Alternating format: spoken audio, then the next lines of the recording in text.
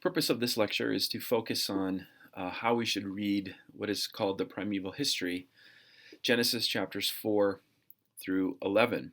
So we've spent a lot of time on Genesis 1 through 3. We won't spend quite as much time on Genesis 4 through 11.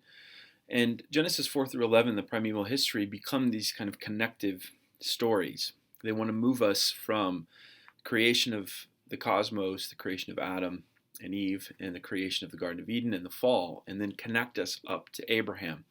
So everything in this story is these stories are pushing ahead to focus on the Abraham story. And one of the things to constantly keep in mind is how these stories are pushing on ahead of even the Abraham and the patriarchs, and they're pointing ahead towards Israel's experience. So as Israel reads these stories, they're reading about her own experience in Egypt, in slavery, in the wilderness, in sin and temptation, and all of those things. So we want to keep that in mind as we read and as we engage these stories. So again, the purpose of Genesis 4 through 11 is to connect the creation and the fall with Abraham. There's actually a fancy word, the tell dot formula, which if you read Genesis 4 through 11, what you would see is you find all of these genealogies. These genealogies function as the connective tissue. So again, the word Genesis, the word genealogy, they're connected together.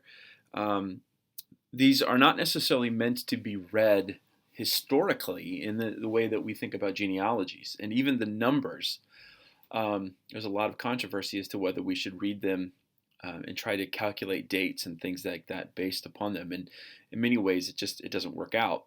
The purpose of them is to connect these stories and to kind of bring these characters together and to kind of push the narrative forward. Now, it's also important to realize that when Matthew begins his gospel with the genealogy of Jesus Christ, he's in some sense connecting it back to Genesis 4 through 11 and the genealogies that we find here. So again, the resonance that happens in Matthew's gospel kind of pushes back for us to be reminded about the genealogies that we find in this section of the Bible. Now, what's the theological purpose of Genesis 4 through 11? It's really to describe the spread and the impact of sin. It functions like a crescendo, how the rebellion in the garden grows and it spreads. And we're going to see this kind of crescendo that climaxes in the story of the Tower of Babel, that we move out from the garden and the fall of Adam and Eve into kind of a personal connection of sin with the murder of Abel by Cain, and then into the flood, and then into the Tower of Babel. And it's interesting how the Tower of Babel becomes the climax of this whole thing. And the Tower of Babel, as we will see, is actually connected to the Abraham story. It's the Tower of Babel that leads us into finally talking about Abraham and talking about covenant and moving us to Israel. The other thing that I want you to think about as we move through these stories is that there's a constant back and forth between judgment and grace. Each story has a corresponding kind of sin and God's judgment on sin, but then it also has a corresponding measure of grace. We see that in Genesis 3, for example. Adam and Eve sin, they hide from God, God sends them out of the garden, but he clothes them. And he gives, in some sense, a promise to them. We'll see the same thing in the Cain and Abel story and in the Noah story, and we'll talk about the interesting thing about the Tower of Babel story with regard to judgment and grace.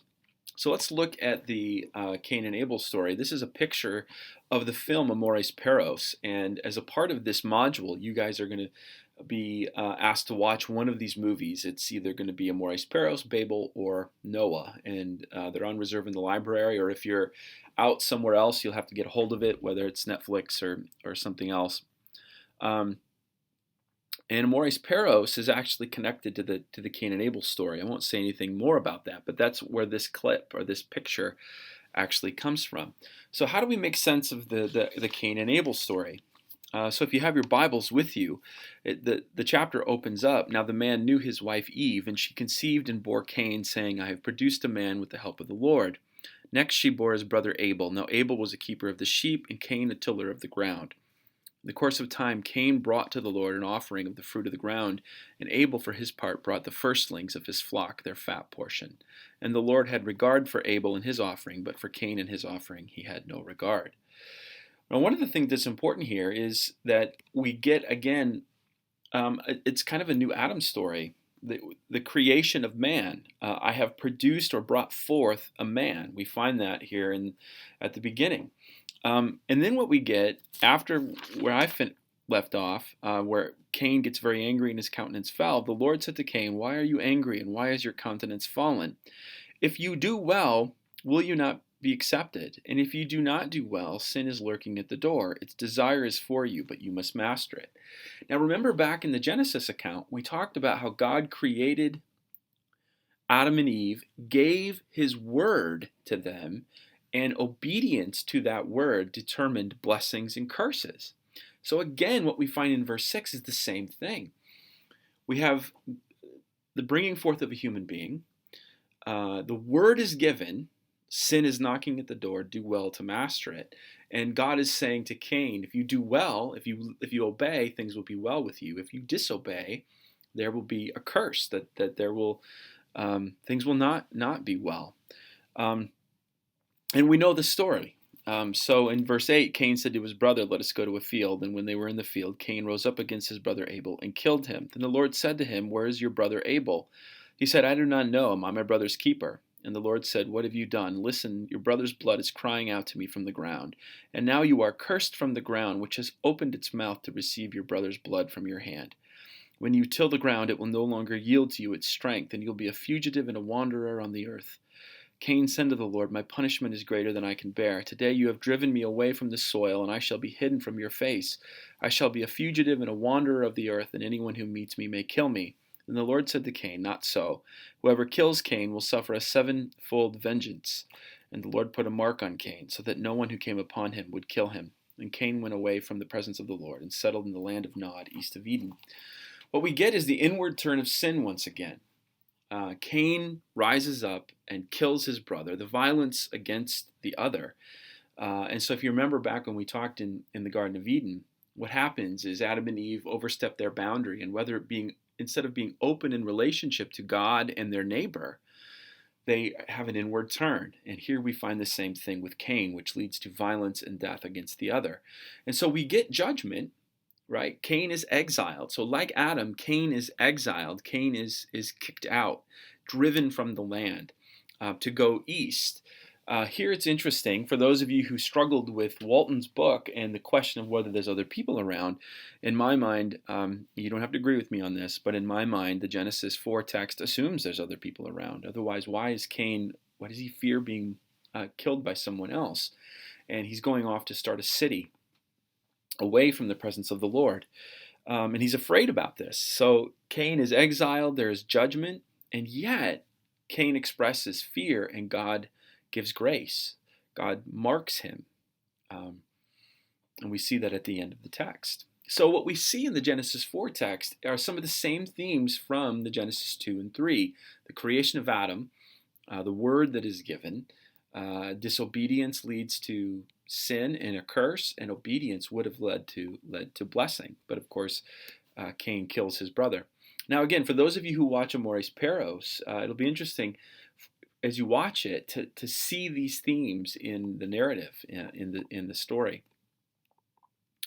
As you keep going in Genesis 4, what you find then is a genealogy.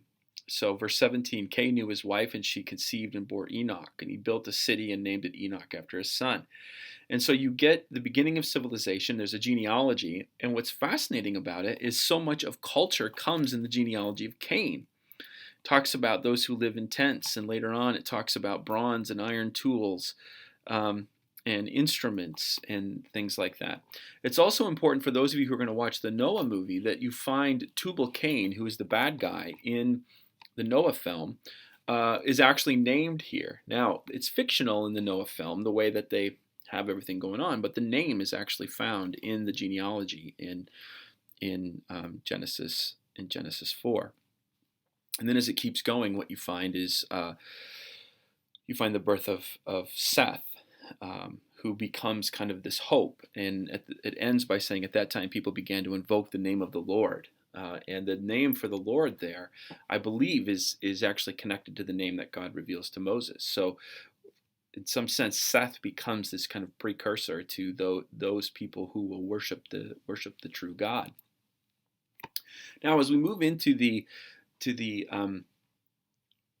flood story, we have to see how Genesis 5 becomes this genealogy that moves the story from Cain and from Adam through Cain all the way up to Noah.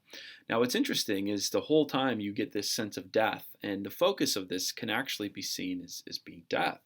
Everybody dies. They died, except for Enoch, who right in the middle walked with God, and then was taken up. And here we find kind of the precursor of the Elijah, and even the ascension of Jesus, who is taken up into heaven. So Enoch becomes this kind of prefiguring of those characters, those prophetic characters. But it's also important, before we get to the flood story, to think about the way they saw the world. Now, this was in the Epic of Eden. Hopefully you saw this. This is the way, if you take Genesis 1 and 2 literally, this is what the world you come up with. It's flat, it's on pillars, there's water under there, primeval ocean, there's waters in the heavens, and then you have the underworld or Sheol or whatever. And again, none of us believe that this is what the cosmos looks like. So I don't think Genesis is trying to tell us what the cosmos looks like. But the flood story assumes this, because water comes from heaven and water breaks out from the ground. And so if you watch the Noah story, you'll actually see, the Noah movie, you'll actually see that they focus on those things. So now as we go to the Noah story, and we don't have time to read the whole thing, first of all, pay attention to the beginning, chapter 6, when it talks about the sons of God and the daughters of men. And you get the Nephilim. The new Noah movie picks up on this, and this is a difficult passage, and some people don't even know it's there. So you find the references here to the Nephilim, where it says these are the heroes of old, the warriors of renown. This is the precursor then to the flood story and how humanity becomes wicked. Now, who are the sons of God and the daughters of men? Some think that the sons of God are angels and the daughters of men are humans. Some think the sons of God are the line of Seth and the daughters of men are the line of Cain. I actually believe we should interpret this in the context of Egypt. So the pharaohs begin to think of themselves as divine, the sons of the gods. And we'll see this later on in the book of Exodus, when they take the Hebrew midwives and they take the Hebrew women, or Pharaoh does. You see this in Exodus 1. And so this story actually is kind of pushing ahead, I would argue, to the experience of Israel in the Exodus. And we'll see that in the Noah story as well. Now, again, we don't have time. I don't want to read through the whole thing. You need to read through. So read through chapters 6 through 9 to read the story. And what do we find? I just want to give some broad themes.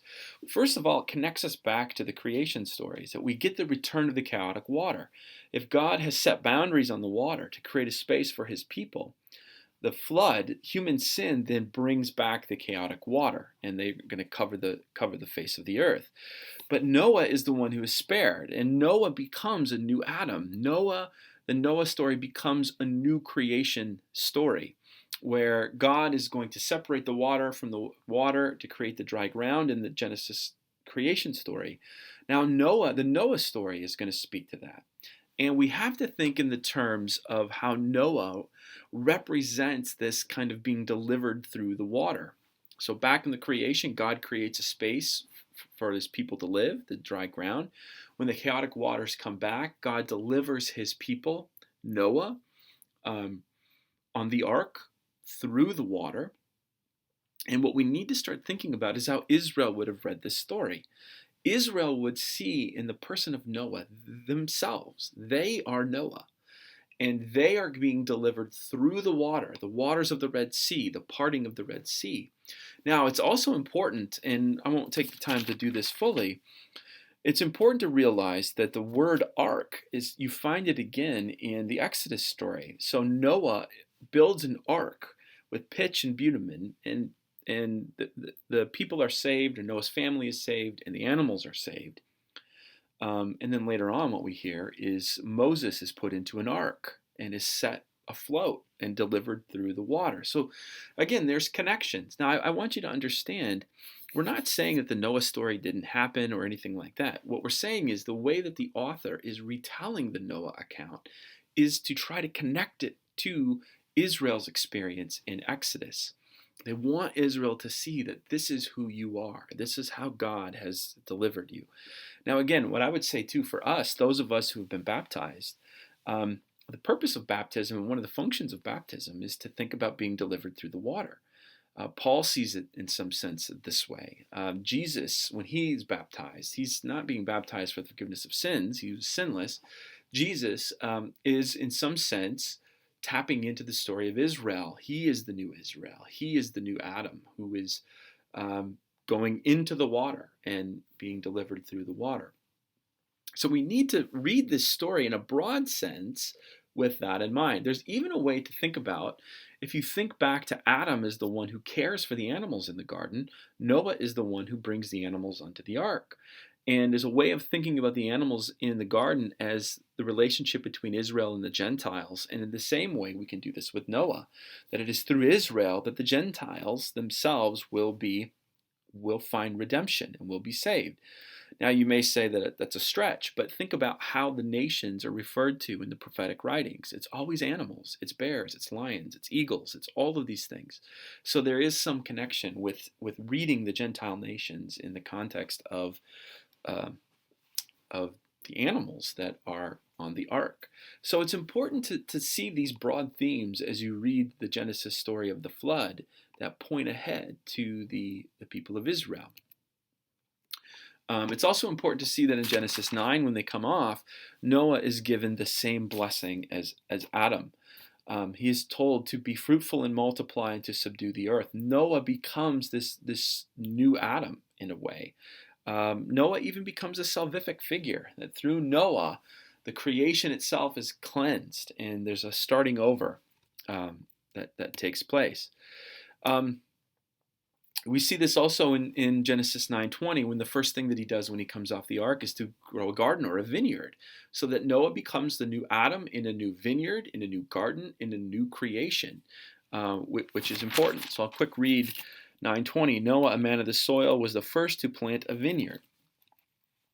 Now again, I just said this, but the Israelites saw themselves as Noah and would read themselves in this way, and they're delivered from Egypt. And we've already talked about Genesis 6 and the sons of God and Pharaoh and the ark, and connecting it with Moses. Now, one of the other things I should say is there's also a fall.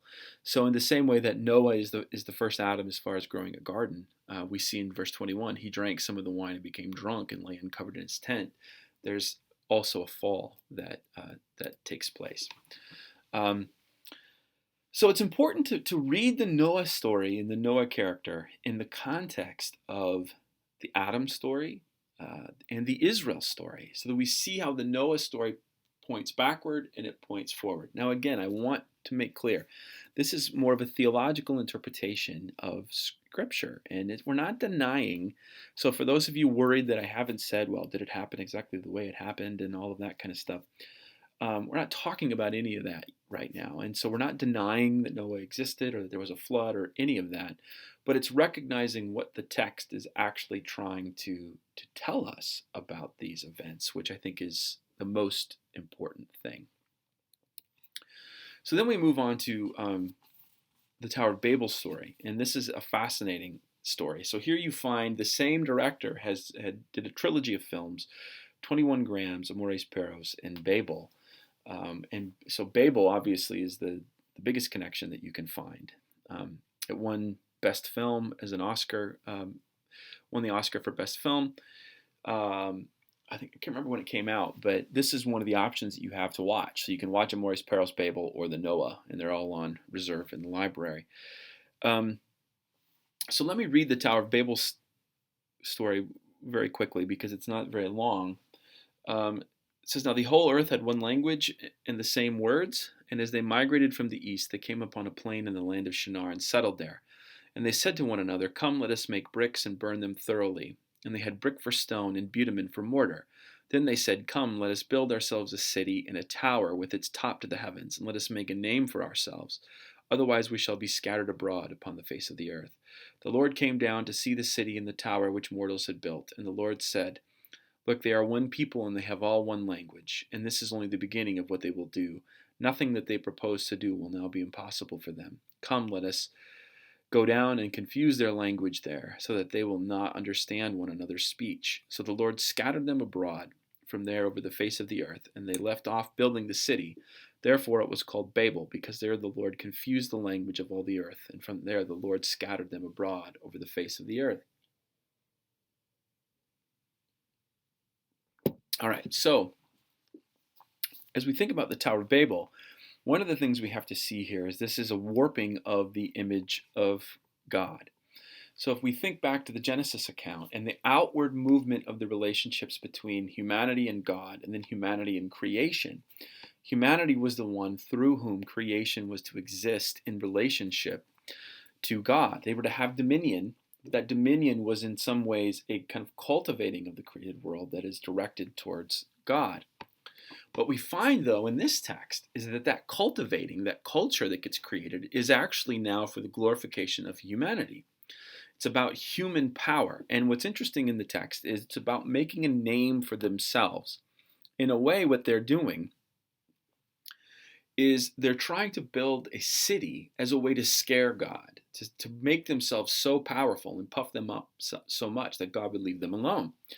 So come, let us build ourselves a city and make a name for ourselves. This is the climax of the sin of Adam, which is the glorification of the self, the inward turn, which is now manifested itself in culture and in the creation of culture.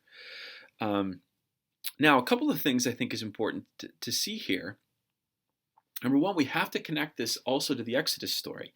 In Exodus 1, what we find is Pharaoh is at work building cities, supply cities. And so it's important to see that one way to read the Tower of Babel story is to recognize that as Pharaoh begins to build these supply cities, verse 11 of chapter 1 in Exodus, therefore they set taskmasters over them to oppress them with forced labor, and they built supply cities, Pithom and Ramses, for Pharaoh. That there is an echo of the Egyptian stuff going on here, that Israel is seeing herself in all of this. Now again, it points back to the Adam story and the nature of sin as this kind of curvature of the self and the glorification of the self, this overstepping of boundaries, but it also is pointing ahead to their experience in Egypt and eventually, obviously, in Babylon and in exile and so on. Now, the other thing that I want to say about the scattering of and the confusion of languages, sometimes we see multiple languages as an effect of the fall. There's a Roman Catholic guy who's written a book. His name's Gustavo Gutierrez, and he's talked about this actual text. And one of the things that he suggests is that in this context, the confusing of the languages is actually an act of grace. So think about this. It's because they speak the same language that they can come and do this, to build this city that becomes this basically idolatrous city, this city that exists for the glorification of humanity. And by confusing the languages, they're spreading out and doing what they were supposed to do, is to be spread out, to go and subdue the earth. So as a way of reading the confusion of the languages as a positive thing, as an act of grace. Now, the other thing that we need to see is how chapter 11 leads us into chapter 12. The problem that we're left with in Genesis 11 is the problem of the nations. That you have the scattering that takes place. And so now there's a sense of idolatry, the people not knowing God. And the question is how is God going to deal with the problem of the nations? How is he going to respond to the problem of Babel? This is where the call of Abraham comes in chapter 12. Now the Lord said to Abram, "Go from your country and your kindred and your father's house to the land that I will show you. I will make of you a great nation, and I will bless you and make your name great. Now, notice the contrast. At Babel, they were making a name for themselves.